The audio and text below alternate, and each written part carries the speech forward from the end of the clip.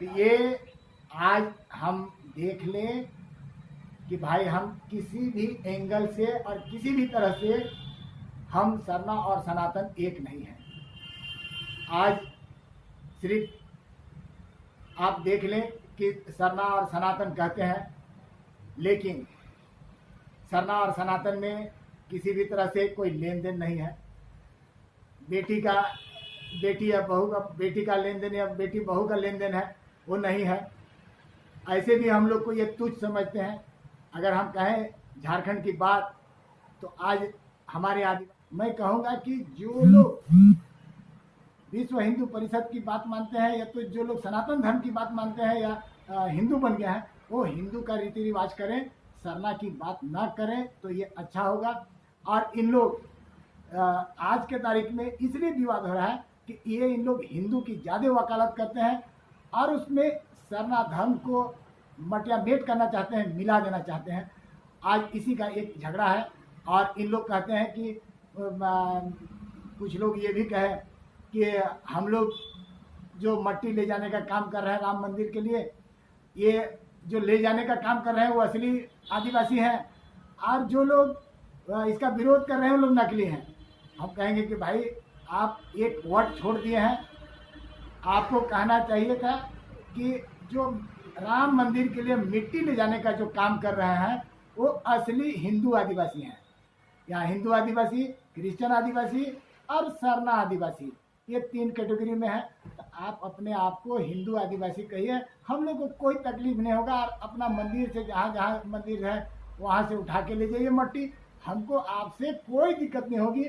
आप काहे ने उराव हो या मुंडा हो या कोई संथाली भाई हो, हमसे आपको किसी भी तरह का कोई दिक्कत ना हो। और भी अच्छा रहेगा कि अगर आप बन ही गए हैं, तो जिस तरह से कुछ क्रिश्चियन लोग अपना नाम फ्रांसिस और जेवियर लिखा लेते हैं, तो उसी तरह से आप लोग भी एक बढ़िया से सुंदर आखिरी में, नाम के आखिरी में लिखा लें ब्रह्मचार्य और राम और हनुमान लिखा लें, तो हम लोग को लगता है कि ये दिक्कत नहीं होगी। और ये नाम तो सारे लोग करते ही हैं, नाम लिखते ही हैं, इसमें कोई दिक्कत की बात नहीं है। लेकिन सबसे बड़ा दिक्कत की बात है कि जो व्यवहारिक रूप से करते हैं, आप व्यवहारिक रूप से हिंदू का कार्यक्रम करें, हिंदू का रीति रिवाज करें और उसकी गुणगान गाएं। हम लोग को, सरना वाले लोग को किसी भी तरह का कोई आपत्ति नहीं। हाँ ठीक है, लेकिन इसमें सबसे बड़ा सवाल ये है कि जिस तरीके से क्रिश्चियन में ग्रंथ है, मुस्लिम में ग्रंथ है, बौद्ध, जैन सबके ग्रंथ हुआ करते हैं, तो हम आदिवासी समाज में ये देख रहे हैं, ये देखने में आ रहा है कि अलग अलग जो धार्मिक अगुवा होते हैं, अलग अलग तरह का बयान पेपर के माध्यम से, प्रिंट मीडिया के माध्यम से देने का काम कर रहे हैं। कोई बोलते हैं कि ये सौभाग्य की बात है हमारे लिए कि हमारी मिट्टी को अयोध्या लिया जा रहा है, और कि किन्हीं का जो है विरोध है, कोई किसी तरह। तो आज तक जो है एक नियमावली या फिर कॉडिफिकेशन या फिर कोई एक जो मान्यताएं हैं, उसको एक व्यवहारिक रूप से प्रचलन जो है उस चीज को कोडिफाई क्यों नहीं किया गया? क्या इसमें आप क्या समझते हैं, क्या कोडिफिकेशन इस तरीके की होनी चाहिए? नहीं, जहाँ तक आप बोले कि भाई ग्रंथ है, तो वो एक मैंने क्रिश्चियन में ईसा मसीह हुए, ईसा मसीह जो बोले उसकी बोली या उसके जो कहे उसी को एक लिख के लोग ग्रंथ बना लिए। इस्लाम जो बोले वो एक ग्रंथ बन गया। रामायण में जो भी लिखा गया उसको एक ग्रंथ लोग मान गए। हम प्राकृतिक की पूजा करते हैं, लोग आज तक समझते ही नहीं है। प्राकृतिक की पूजा करते हैं और प्राकृतिक साक्षात है। प्राकृतिक को हम सब कुछ पाते हैं। हम प्राकृतिक से हम ऑक्सीजन पाते हैं, फल फूल पाते हैं, जितना अनाज है ये सारी अनाज हम प्राकृतिक से पाते हैं और हम उसकी पूजा करते हैं। इसलिए उसकी ग्रंथ रहने की कोई ज़रूरत नहीं है। ग्रंथ उन लोग लिखते हैं जो लोग कि भाई बनाया हुआ एक जानबूझ के मनवाने के लिए लोग उसको ग्रंथ लिख के और उसको लोग मनवाते हैं, वो ग्रंथ कहलाता। और आज हम कह दें कि आज अगर देख लें कि ये कोरोना का ज़माना आ गया है, कोरोना का एक रोग आ गया है। इस रोग में सब चीज़, मंदिर, मस्जिद, गिरजा सब बंद है। मेरा भैया आज कह रहे हैं कि प्राकृतिक की पूजा करें, प्राकृतिक को हम संरक्षित करें, प्राकृतिक को हम एक वृक्षारोपण करें। ये सारा चीज मेरे पूर्वज उस समय से कर रहे हैं जिस समय यहाँ जंगल ही जंगल था, और उस समय से कर रहे हैं। और प्राकृतिक की पूजा करके आज सभी को सुखी संपन्न रहने के लिए एक सबसे बड़ा जो धर्म है वो सरना धर्म है। हम जिंदा पेड़ की पूजा करते हैं। जिंदा पेड़ हमको फल देती है, ऑक्सीजन देती है, कार्बन डाइऑक्साइड लेती है, वो छाया देती है और पूरे वातावरण को शुद्ध करती है। एक बार जब हम लोग जब सरना प्रार्थना सभा बनाए और उसके राष्ट्रीय महासचिव हम बने, और उसके बाद पेपर में आया तो एक प्रोफेसर दोस्त ही बोले, कहे कि चलिए परवीन जी आपको बधाई, मैं भी विश्व हिंदू परिषद का मैं भी राष्ट्रीय प्रदेश अध्यक्ष हूँ, प्रदेश महासचिव हूँ। हम कहे कि चलिए बधाई। कहे कि आप लोग और हम लोग में क्या अंतर है, आप लोग भी तो जाते हैं मंदिर। हम कहे कि भाई आप लोग भी तो मस्जिद चले जाते हैं, तो आप मुसलमान हो गए क्या? कहे कि अंतर क्या है? हम यही बोले अंतर यही है कि हम सरना पेड़ की पूजा करते हैं। रेगिस्तान चलिए, रेगिस्तान में हम 100 गो सरना पेड़ लगाएंगे और आप 100 गो मंदिर बनाइए। 100 गो मंदिर बनाएगा तो रेगिस्तान क्या हो जाएगा? वो कहे कि महारेगिस्तान हो जाएगा। हम 100 गो सरना पेड़ लगाएंगे, हम पेड़ लगाएंगे, 100 गो सरना पेड़ लगाएंगे, मेरा देवता को वहाँ स्थापित करेंगे, मेरा चाला मैं धर्मेश और सिंह भोंगा को, तो वो रेगिस्तान आबाद हो जाएगा, वो हरा भरा हो जाएगा। कहे कि नहीं अब इसके आगे हम बहस नहीं करेंगे, तो हम उसकी पूजा करते हैं। और जहाँ तक ग्रंथ की बात बोलते हैं, जहाँ तक एक सिद्धांत की है, तो मिट्टी ले जाने की बात कि मिट्टी में अलग अलग दे रहे हैं, अलग अलग ज्ञान जो भी दे रहे हैं सरना से संबंधित दे रहे हैं, और एक सरना से संबंधित ज्ञान दे रहे हैं, और एक अपने हिसाब से वो ठीक दे रहे हैं कि भाई मिट्टी नहीं ले जाना है। एक ही वर्ड, एक बात सभी लोग बोल रहे हैं कि सरना का मिट्टी कोई दूसरे जगह नहीं ले जा सकते हैं, सरना का मिट्टी दूसरे धर्म को आप नहीं दे सकते हैं। ये जो कर रहे हैं ये गलत कर रहे हैं। ये इस बात पर सभी में एक रूपता है। सभी जितने भी छोटे बड़े हमारे सामाजिक धार्मिक अगुवागण हैं, जो कार्यकर्ता हैं, जो अगुवागण हैं, सभी लोग एक बहुत ही एक रूपता ढंग से बोले हैं इस बात। ठीक है, तो ये मोहन भागवत जी जो है उनका एक बड़ा बयान आया था मध्य प्रदेश में, और उन्होंने कहा था कि इस बार तमाम आदिवासियों को हम लोग जागरूकता फैलाएंगे और वो लोग को बोलेंगे कि हिंदू में ही अपने नाम को दर्ज करवाएं। और ये कहीं ना कहीं ऐसा लग रहा है कि कहीं जो है आपका जो अधिकार जो आप लोग मांग रहे हैं उसको कहीं ना कहीं नहीं देने की एक साजिश और षड्यंत्र चल रही है। तो इस बारे में आप अपने लोगों को किस तरीके से जागरूक करेंगे? क्या आप करेंगे कि अपने अधिकार को आप लें? आप कृपया हमें बताएं। मोहन भागवत को भी हम धन्यवाद देंगे कि जो लोग थोड़ा भूल रहे थे आदिवासी लोग कि भाई हम सरना हैं, तो उन्होंने कहा है कि सरना लोगों को भी हिंदू कॉलम में लिखवाएंगे।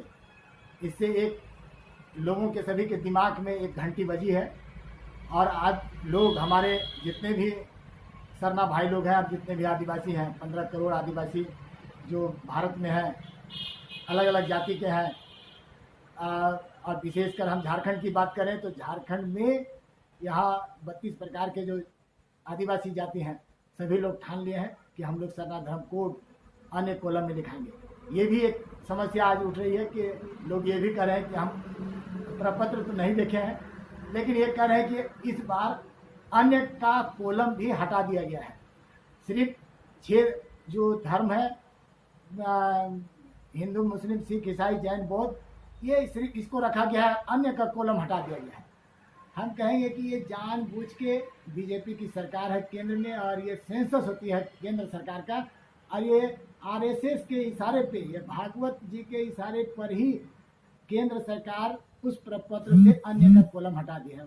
मैं केंद्र सरकार से, प्रधानमंत्री नरेंद्र मोदी जी से भी मांग करूंगा कि अन्य का कॉलम रहने दिया जाए।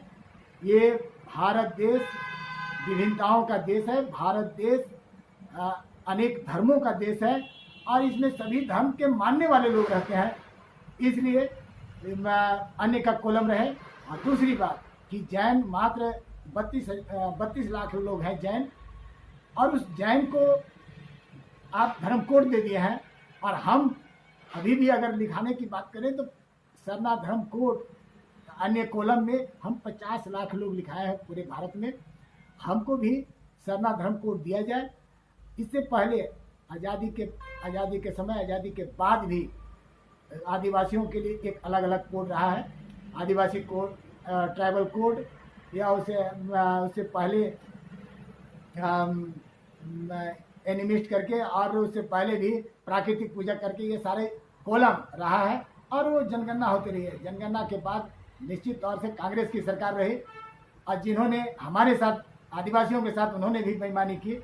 मैं यही कहूँगा कि कांग्रेस की सरकार रहती हुई भी, और कांग्रेस को आदिवासी लोग सभी जगह से वोट देने के बावजूद भी उन्होंने एक आदिवासी को एक अपने कॉलम में रखें, धर्म कॉलम में रखें, प्राकृतिक पूजक हैं इस कॉलम में रखें, ये नहीं किए।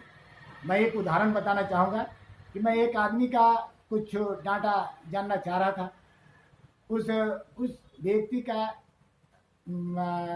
स्कूल में 1942 में स्कूल में पहला क्लास में एडमिशन हुआ था, और उस एडमिशन का रजिस्टर आज तक भी एक सरकारी स्कूल में जिंदा है। और उस कॉलम में बेटा का नाम, बाप का नाम, उसको कौन लेके आए, उसको कौन जानते हैं, इसका नाम भी, और ये कौन धर्म के मानने वाले हैं, ये लिखा हुआ था। तो ये जो लिखा हुआ था, तो उसमें आप हम बता दें कि उसमें उस रजिस्टर में सरना पूजा धर्म 1942 में लिखा हुआ हमको रजिस्टर में मिला।